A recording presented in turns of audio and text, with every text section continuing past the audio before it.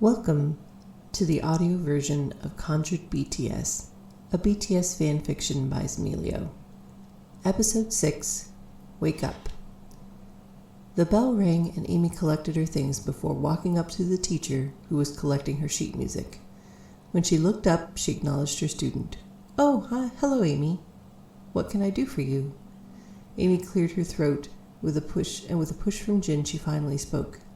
"I'd like to try out for the solo."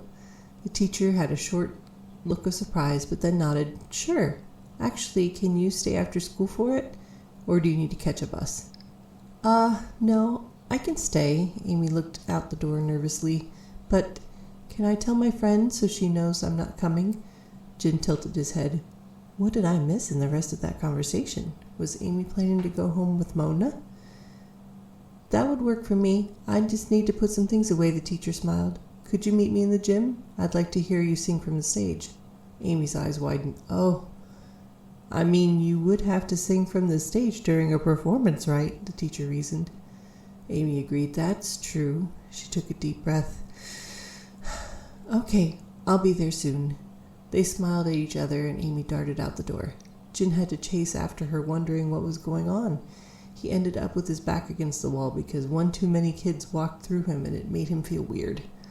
After a minute, she came back down the hall looking for him. "There you are. I was afraid you left me." Jin flashed a charming smile. "Nope, you are stuck with me." Amy put her hand over her face with a giggle. "Okay, come on. You have to watch me audition." "Wait, who did you just talk to?" Jin questioned. "Was it Mona?" Amy started walking while she answered. Luckily, the halls were a bit clearer and he could avoid people. "Yeah, it turns out she rides the same bus." He got lost in his thoughts. He didn't remember seeing her on the bus. Had she been there? Someone walked through his arm and he shivered. Whew. "You didn't know that?" Amy answered, noticing his confusion. "I guess because she didn't ride the bus on Thursdays. She has art club. I think I might join too. Wouldn't that be nice?" Jin smiled broadly. "That would be nice." When they got to the gym, Amy pointed for Jin to stand farther away so she could look at him when she sang, but it wouldn't look like she was looking at a person. When the teacher came in, they talked for a moment before Amy took the stage. She sang as best she could, and when Jin watched from across the gym, and when she finished, the teacher clapped for her and started thinking about her commentary. Afterwards, Amy skipped away from the teacher. "Jin, Jin, Jin!" Jin praised her performance. "That was so good!" He then hopped excitedly. "So, did you get it?" Amy clapped her hands together with a smile. No," she said. "But she said my voice was really nice, and she gave me some vocal exercises. She said I could keep trying." "Fighting!" Jin yelled with his fist in the air. They walked through the park on their way back to Amy's house. Jin commented, "I thought it would be hotter in Arizona, but I feel comfortable." Amy answered, "I think the spell makes you immune to the heat. It's like 90 degrees. Jin feigned shock. "90 degrees!" he exclaimed, pretending to think she meant 90 degrees Celsius.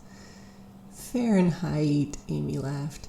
"Oh," Jin suddenly calmed. "Is that hot?" "Too hot for that sweater," Amy explained. Jin whined. I missed out on Arizona heat, but at least I got to see more of it than your room." "How much do you think I'll remember?" "I wish I could tell you," Amy replied. "The website said it would be like a dream." "I'll have to wake up Yoongi and tell him about it right away," Jin said with determination, and then thought, it couldn't hurt to tell Namjoon too. Since it was Friday, Jin let them go straight to playing video games. Jin was starting to get used to her father's shooting games. He shouted in victory when he finally won one. "Yes, I won a game!" He danced, but Amy started to cry. "Amy?" He looked over at her sobbing. He patted her head and comforted her. "It's almost time," she explained between sobs. "It's going to be okay, Amy," he said. "Your friend Mona just texted. Things are going to get better." He scooped her up in his arms. "I'm going to miss you, Jin," she cried. The room filled with hearts as he reassured her. "I'll always be with you, Amy." Then he faded away, leaving her crying alone.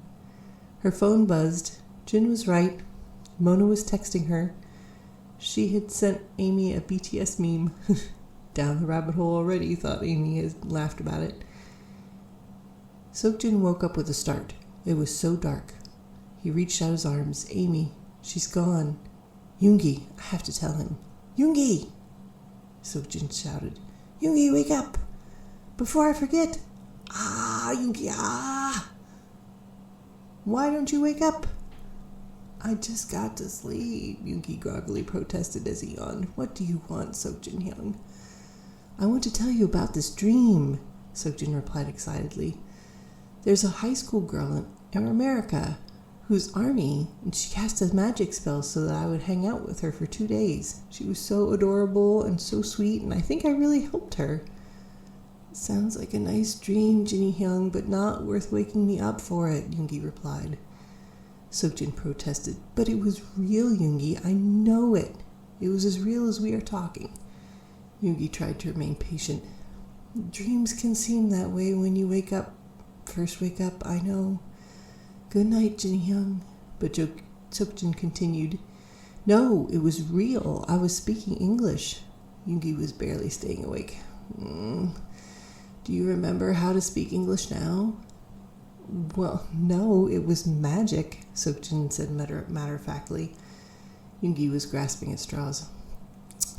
Why don't you write down everything about the dream that you remember, and then you can see if it is important information to take away from it? That's a great idea, Seokjin exclaimed, and then I can share it with Namjoon. And I can get some sleep, Yoongi pouted.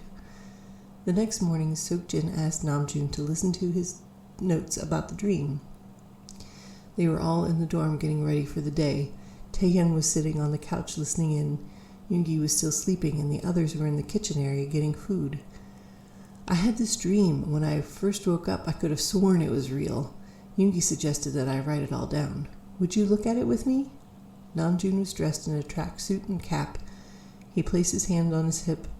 I was planning on taking a bike ride before it's too late in the day. Can we talk about it after this morning's practice? Seokjin relented. I don't want to take you away from your personal time. We'll talk later. Namjoon walked off and Jimin stepped up in his place. You can tell me about your dream, Jin Hyung. He took a bite from a bagel. Seokjin smiled with enthusiasm. There was a high school girl in America who summoned me with a magic spell. Taehyung was listening from the couch, and Jungkook stepped up and joined the conversation. Summoned you to her school? He questioned. Seokjin explained. I went to her school. I was there for 2 days. I first arrived at her home. Jungkook began an onslaught of questions. What did her schoolmates do when they saw you? Did they recognize you? Were you allowed in the school? What did her parents say when their daughter brought home a man in his 20s? Where did you sleep? Seokjin, unfazed by the onslaught, began to answer. No one could see me but her. No one else knew I was there. I sat and read books while she slept. That time seemed to go faster. Oh, Jungkook replied with a grin. You slept in her room? It wasn't that kind of dream, Jungkook, Seokjin scolded. Jimin chimed in with a shrug. It wasn't a bad dream, though, so what's the problem? Then he walked away while Seokjin marinated in his thoughts. Finally, he muttered to himself, I feel like it was real. I feel like she was sad and I helped her grow and find a friend. Taehyung finally joined in. Maybe it was real, Jinny Hyung. Hoseok, who had recently stepped in, began to laugh. Be serious, Taehyung. Seokjin Hyung, get dressed if you want to get an early start at dance practice.